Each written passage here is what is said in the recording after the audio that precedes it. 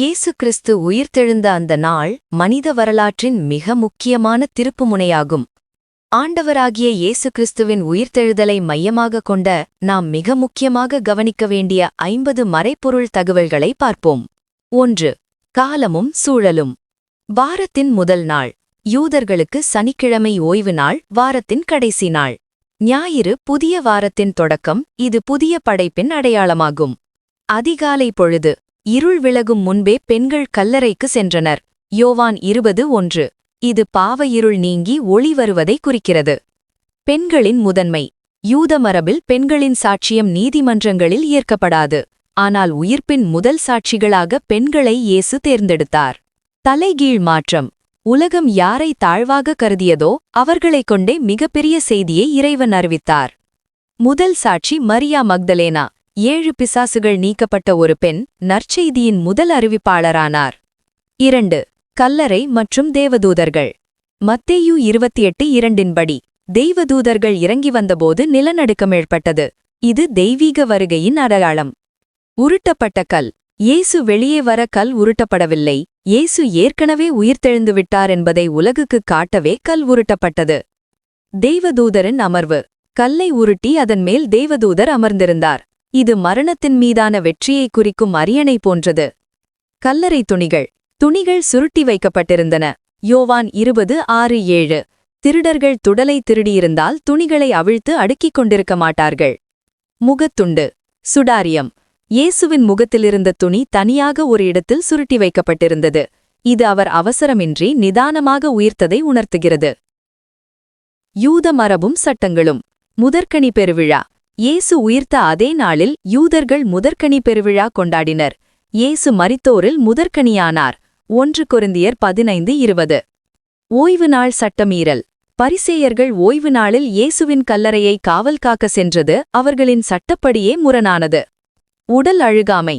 யூத நம்பிக்கையில் உடல் 3 நாட்கள் வரை அழுகாது.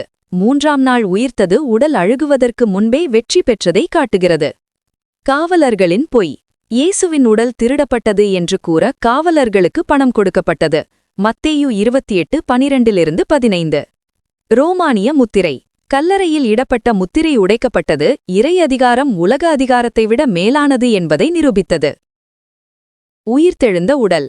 மகிமைப்படுத்தப்பட்ட உடல். சுவர்களும் கதவுகளும் வழியாக இயேசுவால் கடந்து செல்ல முடிந்தது. யோவான் 20:19. அடையாளம் காணாமை. எம்மாவூர் சீடர்களால் அவரை உடனடியாக அடையாளம் காண முடியவில்லை. தழும்புகள். உயிர்த்தெழுந்த உடலில் காயங்களின் தழும்புகள் இருந்தன. இது கஷ்டங்கள் மறைவதில்லை, அவை வெற்றியாக மாறுகின்றன என்பதை காட்டுகிறது. உணவு அருந்திடல்.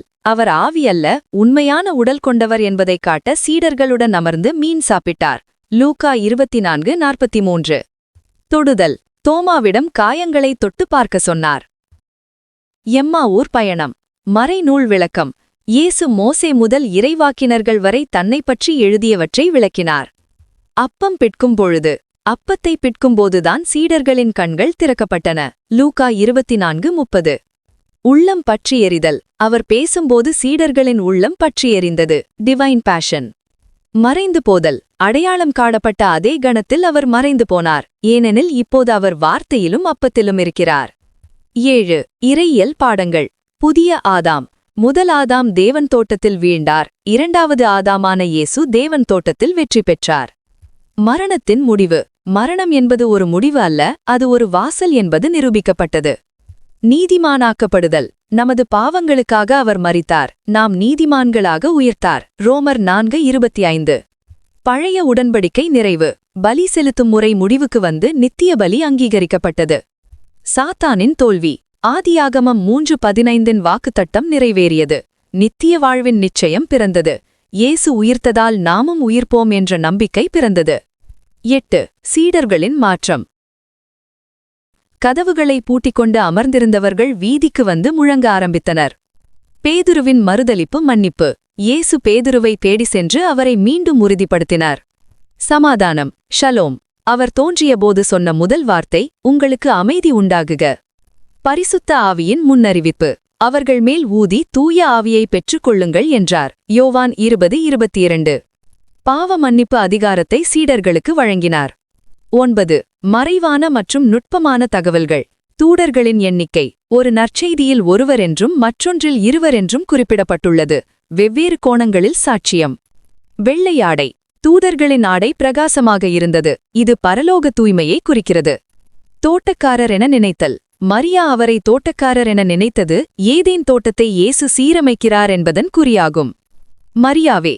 இயேசு மரியாளின் பெயரை சொல்லி அழைத்தபோதுதான் அவர் அடையாளம் கண்டார். நல்ல மெய்ப்பன் தன் ஆடுகளை பெயர் சொல்லி அழைப்பார். என்னை தொடாதே என்றார். தந்தைவிடம் இன்னும் செல்லவில்லை என்பதால் மரியாவை தொட வேண்டாம் என்றார். புனிதமான மாற்றம் நிகழ்கிறது. 10. பழைய ஏற்பாட்டு நிழல்கள். யோனா அடையாளம். யோனா 3 நாள் மீன் வயிற்றில் இருந்தபோல இயேசு 3 நாள் கல்லறையில் இருந்தார். ஈசாக்கின் பலி. ஆபிரகாம் தன் மகனை 3ஆம் நாள் திரும்ப பெற்றபோல பிதா இயேசுவை உயிர்ப்பித்தார். யோசேப்பின் விடுதலை. சிறையிலிருந்து யோசேப்பு உயர்த்தப்பட்ட போல இயேசு பாதாளத்திலிருந்து உயர்த்தப்பட்டார். ஆரோனின் தளிர்விட்ட கோள். காய்ந்த கோள் உயிர் பெற்ற போல இயேசு மரித்தோரிலிருந்து உயிர்த்தார். 11. உலகளாவிய தாக்கம். ஞாயிறு வழிபாடு. உயிர்த்தெழுதலின் வினைவாகவே கிறிஸ்தவர்கள் சனிக்கிழமைக்கு பதிலாக ஞாயிறை ஆராதனை நாளாக மாற்றினர். திருமுழுக்கத்தின் பொருள். நாம் இயேசுவுடன் அடக்கம் செய்யப்பட்டு அவரோடு உயிர்த்தெழுகிறோம். கொலோசேயர் 2:12. வரலாற்றும் மற்றும் காலண்டர் மாற்றம். வரலாற்றை கிமு கிபி என பிரித்த நிகழ்வின் உண்மையான மையம் இதுவே. 2ஆம் வருகையின் உறுதி. உயிர்த்தெழுந்தவர் மீண்டும் வருவார் என்ற வாக்குத்தத்தம் உறுதி. அனைவருக்குமான நற்செய்தி. இது யூதர்களுக்கு மட்டுமல்ல, உலக மக்கள் அனைவருக்கும் உரியது. இன்று வாழ்கிறார். இயேசு ஒரு வரலாற்று நாயகன் மட்டுமல்ல, இன்றும் நம்மோடு வாழ்கிறவர் என்பதே அவரது உயிர்ப்பின் உச்சகட்ட செய்தி.